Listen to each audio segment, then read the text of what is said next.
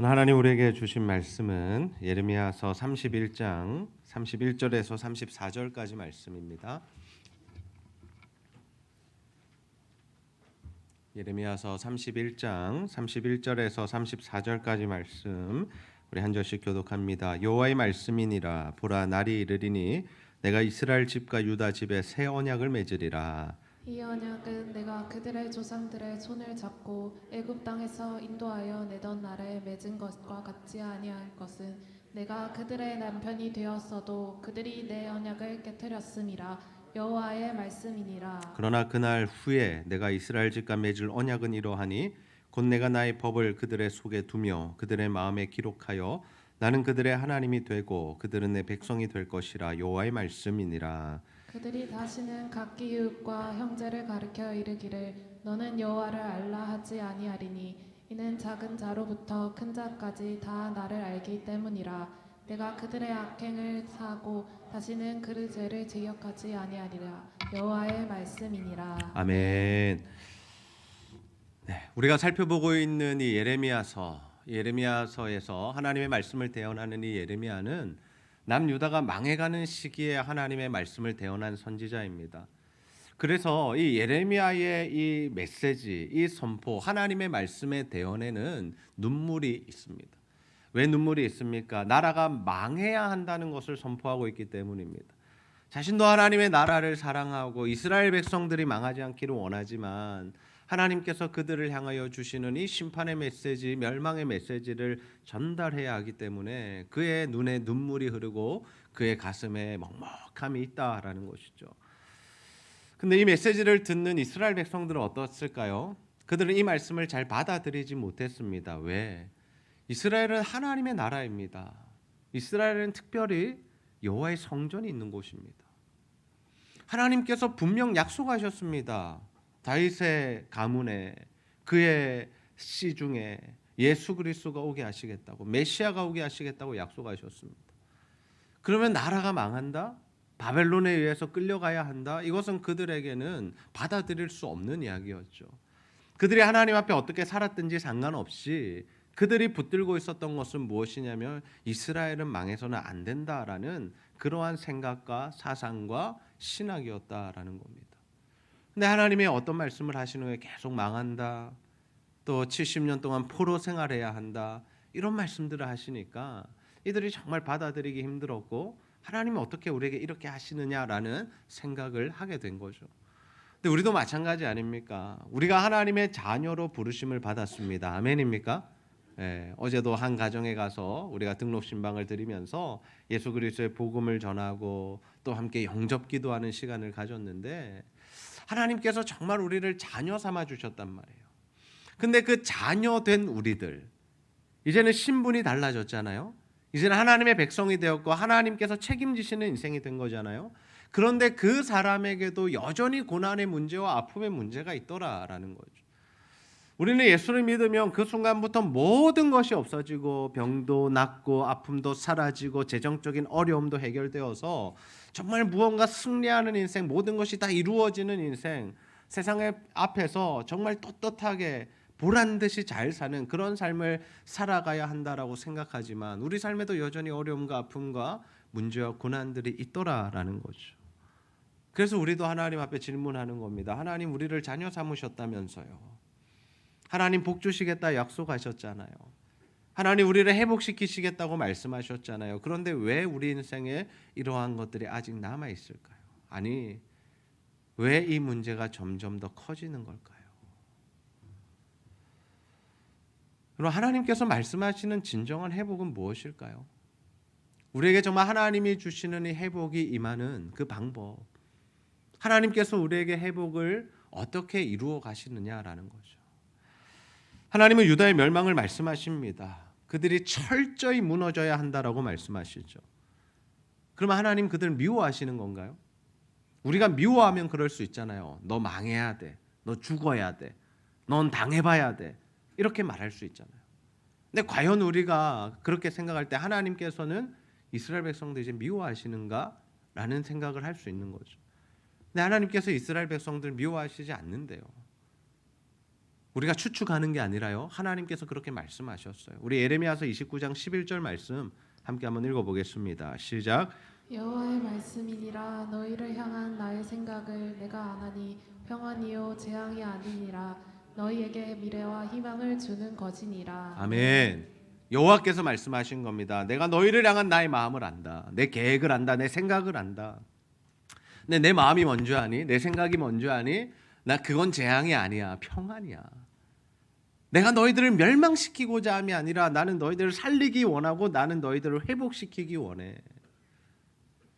근데 뭔가 좀 맞지 않지 않습니까? 하나님이 70년, 포로, 멸망 이런 이야기를 하시면서 나는 내 마음은 멸망이 아니라 평안이고 재앙이 아니라 복을 주기 원한다라는 이 말씀을 우리가 듣게 될 때 정말 하나님이 어떤 분이신가라는 그런 의문을 가지게 되죠. 하나님의 마음은 이것입니다. 하나님은 그들에게 재앙을 주기 원하시는 분이 아니라 회복을 주기 원하시고 하나님은 여전히 그들을 사랑하시고 그들에게 복 주시기 원하시는 하나님이시다라는 거죠. 우리가 고난 중에 있을 때 이 말씀을 붙들어야 합니다. 우리가 고난 중에 있을 때 어떤 생각까지 들게 되냐면 하나님이 나를 미워하시나? 하나님 나를 버리셨나? 아니 하나님 안 계신 건가? 라는 자리까지 우리가 갈 수 있다라는 거예요. 그러나 하나님 여전히 우리를 사랑하시고 우리에게 복 주시기 원하시고 우리에게 은혜 베푸시기 원하시는 분이심을 여러분 믿으시기를 바랍니다. 우리가 이 말씀을 붙들어야 돼요. 그래서 하나님께서 그들에게 주신 말씀이 뭐냐면 회복의 말씀을 주시는 거예요. 회복의 말씀, 새 언약의 말씀. 내가 너희를 회복시킬 거라는 말씀을 주세요. 그런데 이 새 언약을 우리가 알기 위해서는 그러면 옛 언약은 무엇인가를 먼저 알아야겠죠. 새 언약을 완전히 이해하기 위해서는 옛 언약이 무엇인지를 아셔야 됩니다. 출애굽기 19장 5절과 6절 말씀 우리가 한번 읽어봐요. 시작. 세계가 다 내게 속하였나니 너희가 내 말을 잘 듣고 내 언약을 지키며 너희는 모든 민족 중에서 내 소유가 되겠고 너희가 내게 대하여 제사장 나라가 되며 거룩한 백성이 되리라.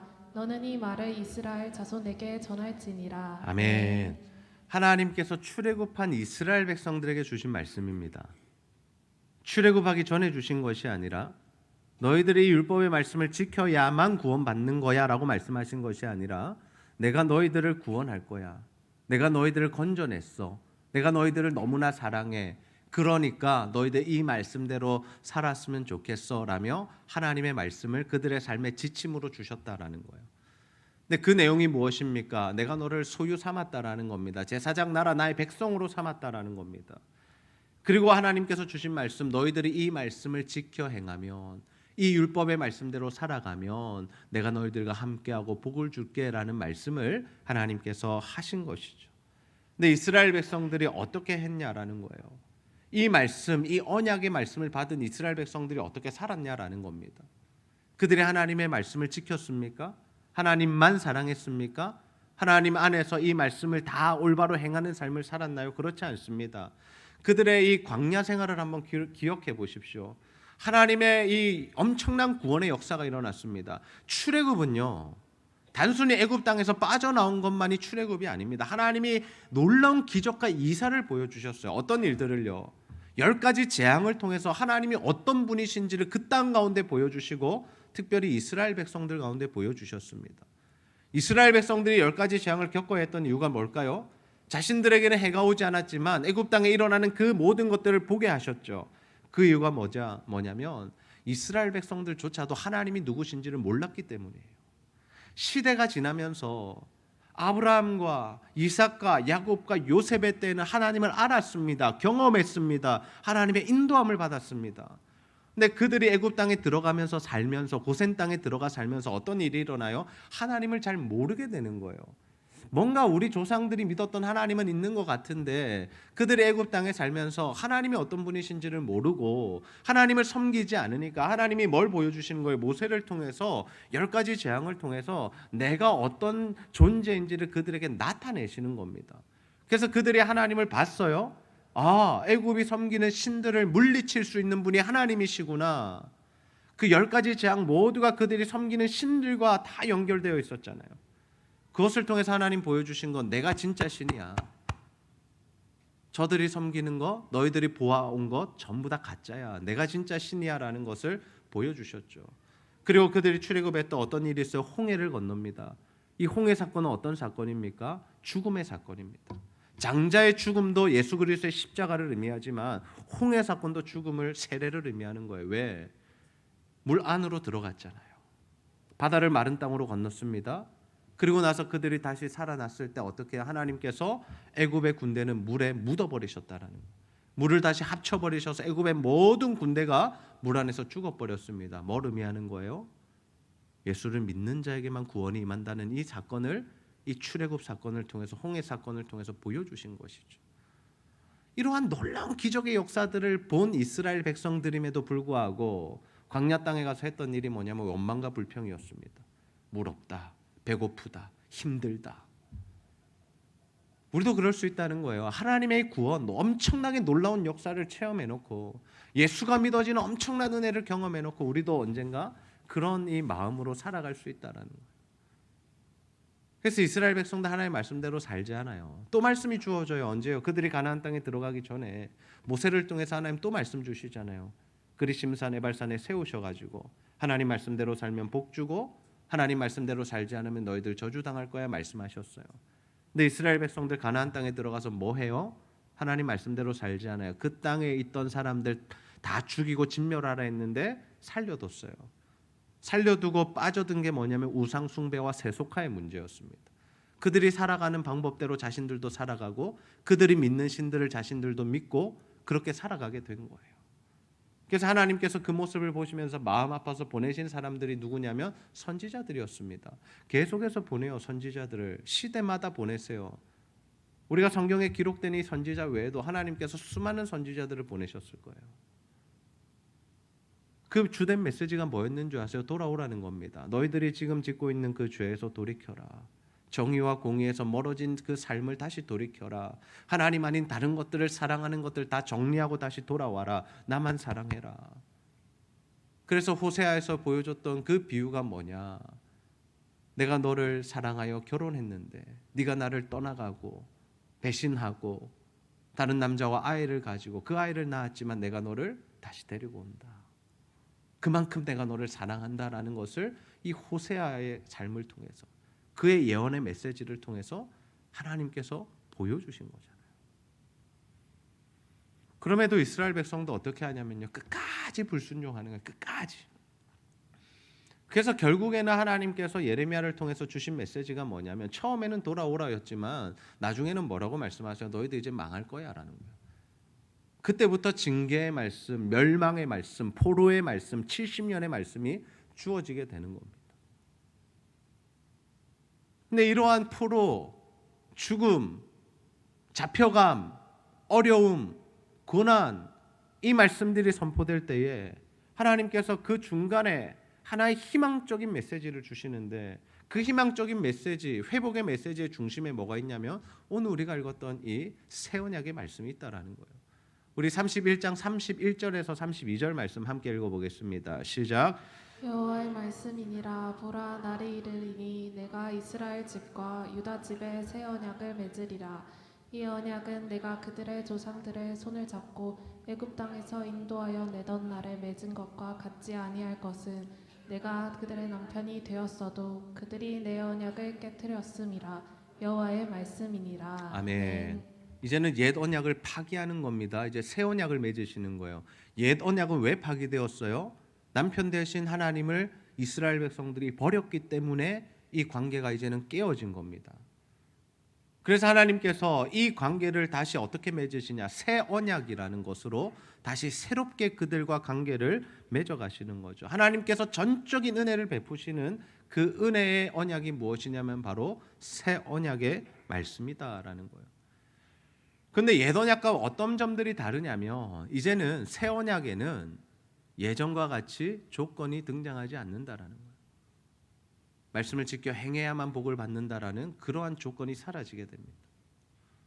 하나님께서 주신 이 말씀, 새 언약의 말씀 어떻게 이루어지는가? 그러면 어떻게 하나님께서 우리를 인도해 가시는가? 33절 말씀에 그 해답이 있습니다. 우리 함께 읽어봅시다. 시작. 그러나 그날 후에 내가 이스라엘 집과 맺을 언약은 이러하니 곧 내가 나의 법을 그들의 속에 두며 그들의 마음에 기록하여 나는 그들의 하나님이 되고 그들은 내 백성이 될 것이라. 여호와의 말씀이니라. 아멘. 이 새 언약의 내용이 뭐라는 거예요? 하나님의 말씀을 어디에 두겠다 말씀하세요? 어디에 두겠다? 우리의 마음과 우리의 속에 두겠다라고 말씀하시는 거예요. 이전에는 이 말씀이 어디에 있었어요? 돌판에 기록되어 있었어요. 모세를 통해 말씀을 주셨어요. 너희들이 받은 그 말씀 그대로 지켜 행하면 너희들이 복을 받을 거야 라고 말씀하셨죠. 근데 그것을 이스라엘 백성들이 지켜요, 못 지켜요? 못 지켜요. 그래서 파기됐습니다.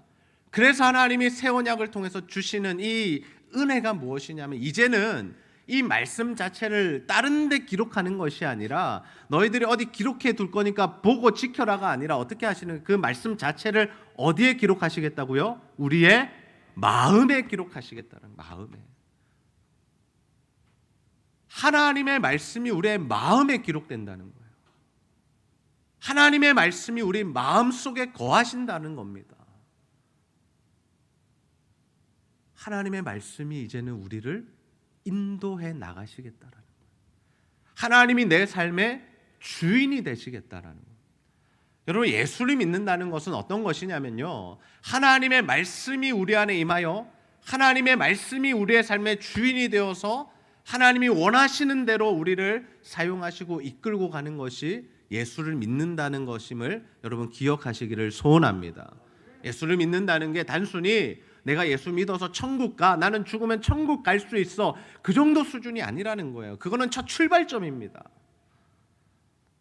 구원의 확신을 가지는 건요, 첫 출발점이에요. 그것이 전부가 아니라고요. 우리는 이것을 전부로 알아요. 나 이제 죽으면 천국 가, 와 행복해, 기뻐, 너무 좋아 라고 하면서 하나님의 말씀의 인도를 받는 삶을 잘 살아가지 못하잖아요. 그러나 하나님의 말씀이 우리 안에 거할 때는 어떤 역사들이 일어나는 거예요? 하나님의 말씀이 우리 삶을 인도하는 겁니다. 그럼 이 차이를 아셔야 돼요. 내가 하나님의 말씀을 붙드는 것과 하나님의 말씀이 나를 붙드시는 것의 차이를 아셔야 됩니다. 여러분, 우리가 하나님의 말씀을 붙들려고 해요. 우리가 신앙생활하면서 열심히 최선을 다해서 하나님 말씀 붙들고 살아가려고 하죠. 엄청나게 좋은 신앙입니다. 그러나 그러한 신앙들은 어때요? 무너지기 쉬워요. 왜? 자신의 컨디션에 따라서, 자신의 마음 상태에 따라서, 자신의 생각에 따라서 다 무너질 수 있는 거예요. 왜? 내가 오늘은 기분 나쁘면 하나님의 말씀을 읽지 않아요. 내가 오늘 피곤하거나 내가 오늘 컨디션이 좋지 않으면 하나님의 말씀의 인도를 받지 않아요. 내가 시험에 들면요, 하나님의 말씀이 귀에 들어오지 않고 내 마음에 아무런 감동이 일어나지 않는 거예요. 근데 정반대로 하나님의 말씀이 우리를 붙들면 어때요? 그런 컨디션, 생각, 사상 아무런 필요가 없는 거예요. 하나님이 주권적으로 우리를 인도해 가시는 겁니다. 여러분, 저는 우리 제자들교회 모든 성도님들이 우리가 하나님의 말씀을 붙드는 것이 아니라 하나님의 말씀이 우리를 붙들고 우리의 인생을 인도해 나가기를 주님의 이름으로 축복합니다. 여러분, 그 복을 받으셔야 돼요.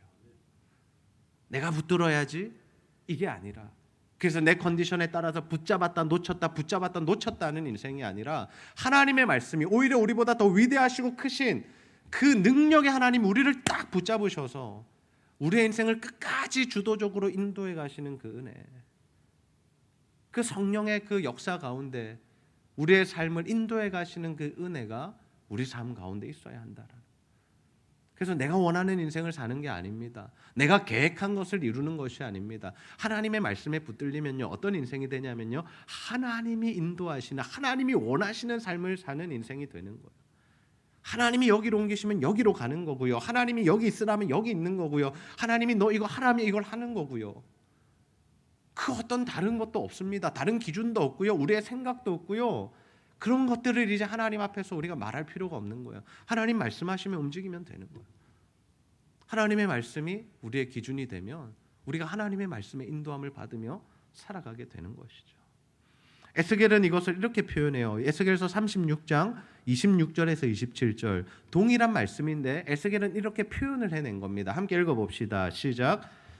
새 영을 너희 속에 두고 새 마음을 너희에게 주되 너희 육신에서 굳은 마음을 제거하고 부드러운 마음을 줄 것이며 또 내 영을 너희 속에 두어 너희로 내 율례를 행하게 하리니 너희가 내 규례를 지켜 행할지라. 아멘.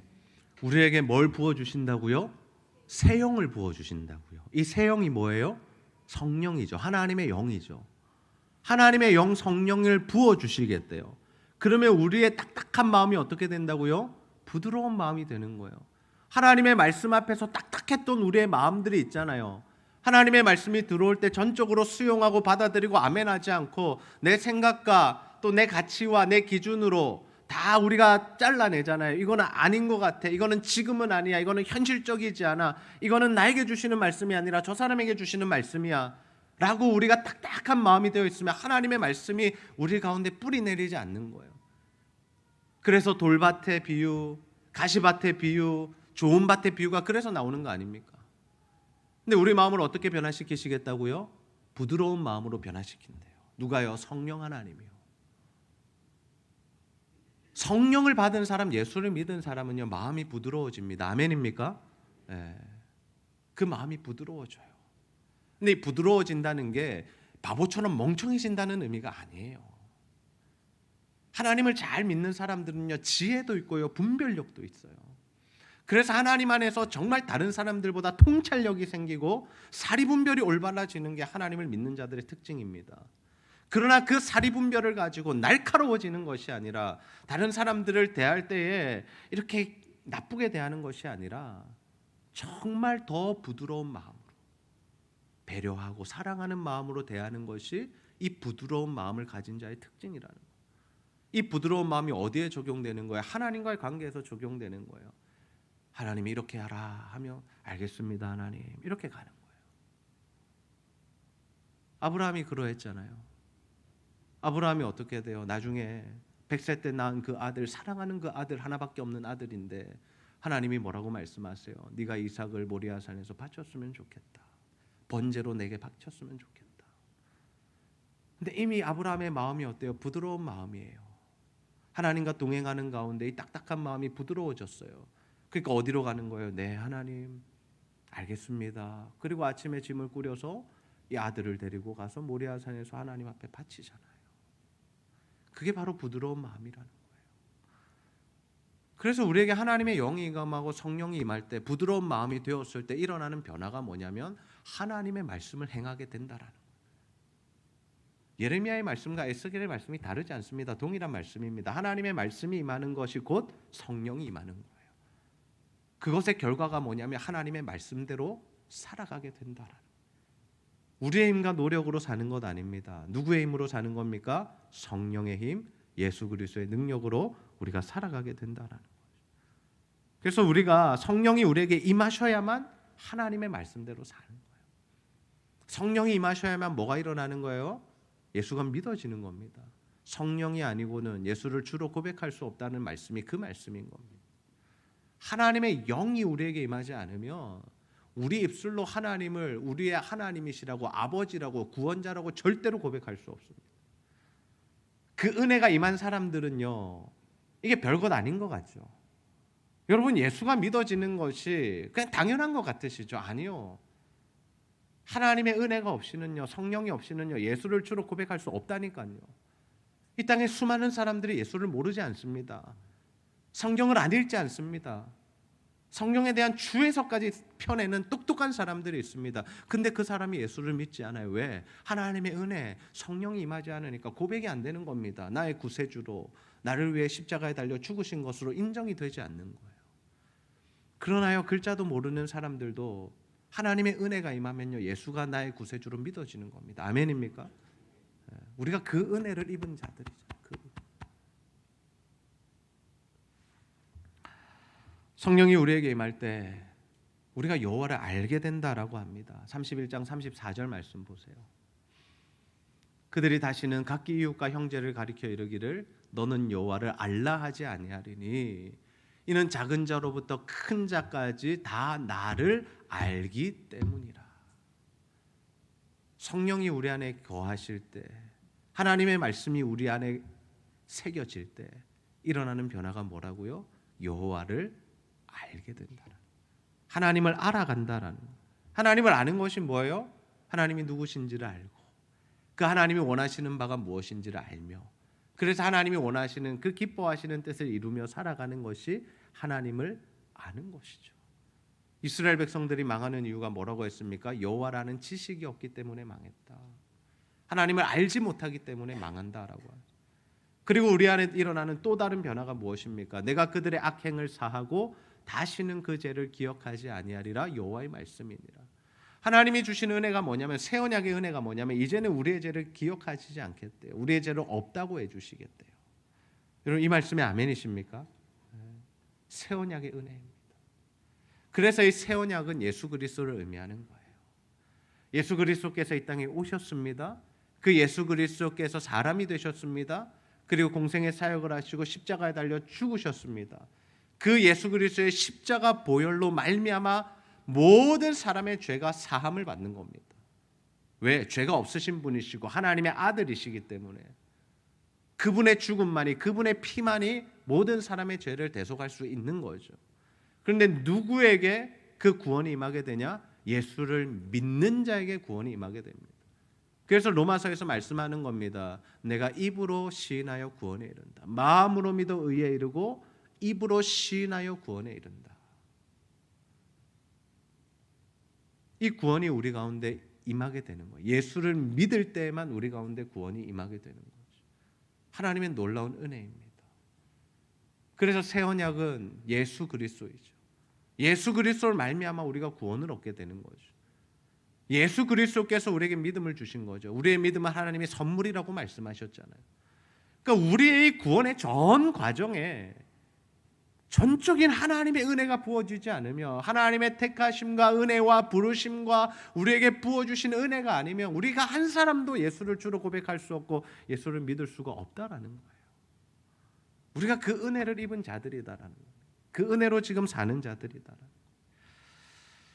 그래서 우리는 우리의 구원을 자랑할 수 없는 겁니다.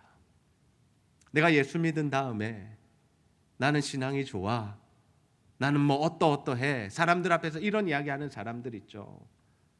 정말 조심하셔야 돼요. 복음을 모르는 사람이에요. 복음을 아는 자는 거기로 갈 수 없어요. 복음을 아는 자는 할 이야기, 입에서 나오는 이야기는 딱 두 가지입니다. 뭐요? 감사와 찬양. 하나님 내게 베푸신 은혜에 감사하고 내게 부어주신 그 구원의 감격에서 찬양하는 거. 여호와를 찬양하라. 여호와께 감사하라. 우리가 할 일은 그거밖에 없는 거예요. 근데 우리 안에 성령이 임하게 될 때 또 하나 우리에게 일어나는 한 가지 특별한 증상, 현상이 있는데요. 그게 뭐냐면 회심과 거듭남입니다.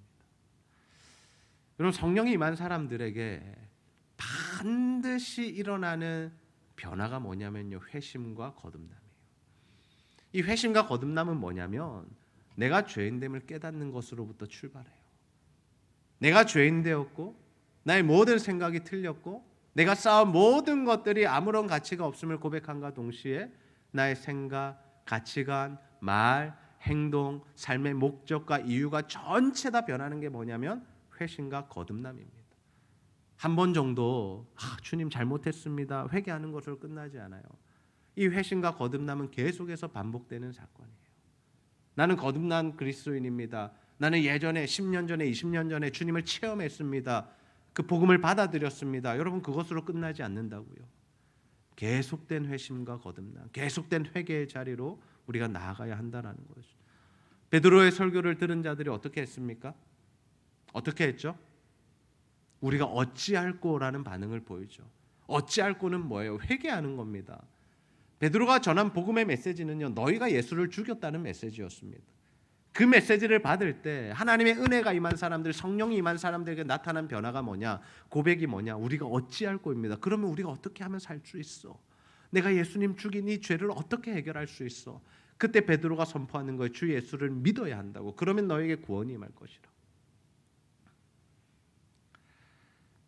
근데 성령이 없는 사람들, 은혜가 없는 사람들은 어떻게 해요? 이를 갈며 돌을 던지죠. 스데반을 죽였던 사람들처럼. 이를 가는 거예요. 바닥바닥 갈면서 저거 죽여야 돼. 야, 우리에게 죄인이란다. 우리에게 기분 나쁜 이야기한다.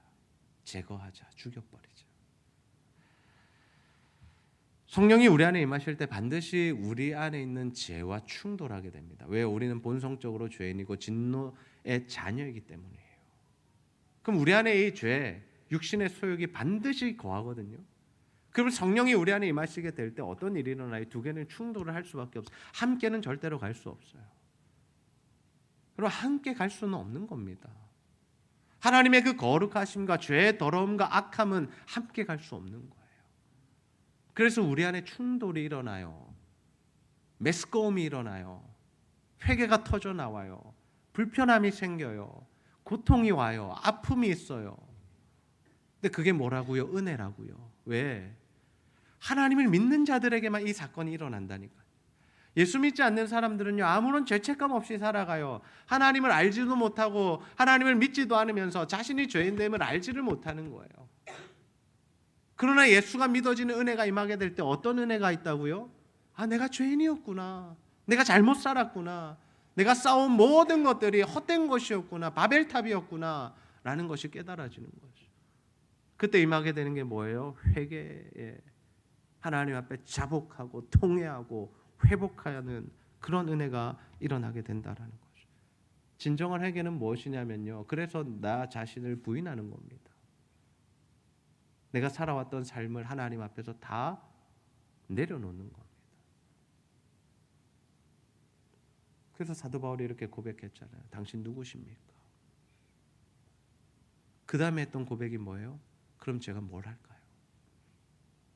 내가 이때까지는 예수 믿는 사람들 핍박하고 감옥에 가두고 죽이는 인생 살았는데 주님을 만났단 말입니다. 주님을 만나보니까 뭐예요? 내가 잘못 살았구나가 인정이 되는 거예요. 그러면서 주님 앞에 물어보는 거예요. 내가 무엇을 할까요? 이제는 내가 어떻게 살까요? 하나님이 원하시는 것은 무엇입니까? 나는 이제 어떻게 살아야 합니까? 라는 그 질문 앞에 우리가 서야 한다라는 거죠. 그래서 하나님의 말씀이 임하고 하나님의 성령이 임하고 하나님의 거룩하심이 우리 안에 들어올 때 우리 안에 고통과 고난이 일어나는 겁니다. 왜? 내가 죽어야 하기 때문에. 내가 쌓아온 것들을 허물어야 되기 때문에. 이 아까운 것들을 버려야 하기 때문에. 나의 습관이 아닙니다. 나의 재산이 아닙니다. 나의 소유가 아닙니다. 그것은 나 자신입니다. 내가 살아온 그 발걸음이 나이기 때문에 이 모든 것을 부인하기가 쉽지가 않다라는 거예요. 그래서 우리 안에 어려움이 있어요. 아픔이 있어요. 충돌이 있어요. 그런데요. 그러하기 때문에 우리가 철저히 무너져야만 살 수 있다라는 거예요. 무너져야만, 망해야만 살 수 있다라는 거예요. 어려워야만 살 수 있다는 거예요. 고난이 임해야만 살 수 있다는 겁니다.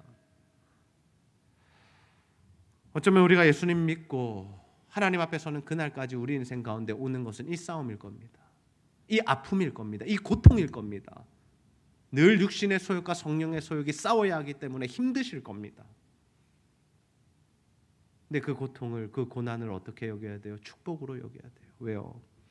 하나님을 알기 때문에, 성령이 우리 안에 거하시기 때문에 일어나는 싸움이기 때문에 아무나 싸울 수 있는 게 아니라, 이 고난을 아무나 받을 수 있는 게 아니라 우리가 예수 믿기 때문에 임한 고난임을 알고 우리가 그것을 축복으로 받아야 한다는 거죠. 그런 의미에서 오늘도 우리는 이 말씀 앞에 철저히 무너져야 되는 거예요. 내 생각, 내 자아, 내 계획, 내 뜻 다 무너져야 합니다. 그리고 내가 죽는 그 아픔, 내가 죽는 그 고통을 오롯이 받아내셔야 돼요. 오롯이 견뎌내셔야 돼요. 우리의 삶에 고통과 고난이 있습니다. 아픔이 있습니다. 그거 어떡할까요? 보통 우리는 좋아하는 게 뭐냐면요. 하나님 이거 좀 빨리 해결해 주십시오. 우리는 빨리 해결되기를 기도하죠. 덮어두고 지나가기를 기대하는 겁니다. 그런 하나님 우리에게 오늘 이 말씀을 통해서 주시는 메시지가 뭐예요? 아니, 70년이야. 70년. 하나님께서 이 회복의 말씀을 주시면서 70년을 40년으로, 70년을 7년으로 줄여주시지 않았어요. 70년이라고 말씀하셨어요. 이 70년을 우리가 어떻게 해석할까요? 물리적인 70년일 수 있습니다. 그러나 이 유대 히브리 사상의 7과 10이라는 숫자는 완전수입니다. 완전수. 다시 말해서 하나님이 완전히 그들을 무너뜨리신 이후에, 완전히 자신들의 죄를 회개케 하신 이후에 그들을 회복시키시겠다라는 말씀입니다. 우리에게 이 70년이 어느 정도일지는 모르겠어요. 어느 정도 아파야 할지, 어느 정도 더 깨어져야 할지, 어느 정도 더 무너져야 할지, 어느 정도 가슴 치며 울어야 할지, 어느 정도 슬피 울며 사람들 앞에서 말하지 못하는 그 아픔으로 단식해야 할지 우리는 모르겠습니다. 그러나 하나님 우리에게 주신 약속의 메시지, 그 70년이 지난 후에 내가 너희를 새롭게 할 거야. 내가 너희를 다시 내 백성 삼고 내가 너의 하나님이 되줄 거야. 그럼 저는 이 새 언약의 말씀을 이 시간 우리가 붙드는 은혜가 있기를 소원합니다. 우리가 힘들 때, 어려울 때 이 말씀을 붙듭시다. 하나님, 내 안에 해결돼야 할 죄는 무엇입니까?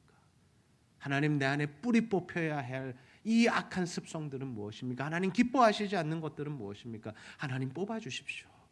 덮고 지나가는 것이 아니라, 모른 채 하고 지나가는 것이 아니라, 대충 약 발라놓고 지나가는 것이 아니라, 하나님 이거 정말 도려내시고 수술해 주십시오. 여러분, 사람이요, 큰 병에 걸리면요 뭘 해야 되냐면 수술을 해야 되잖아요. 근데 왜 자꾸 진통제만 먹고 견뎌내려 하시냐고요. 잠시 잠깐 안 아픈 것으로 만족하려고 하지 마십시오. 아픈 그 시간을 견뎌내셔야 되는 거예요. 그 다음에 하나님의 회복이 임하게 되는 겁니다. 저는 우리의 삶 가운데 정말 이 시간들이 잘 지나간 이후에 하나님의 회복이 임해서 하나님의 말씀이 인도하는 인생, 하나님의 성령이 인도하시는 인생, 그래서 하나님이 주시는 죄가 없는 정말 하나님께 붙들려 쓰임받는 그 삶을 저와 여러분이 다 살아가게 되시기를 주님의 이름으로 축복합니다.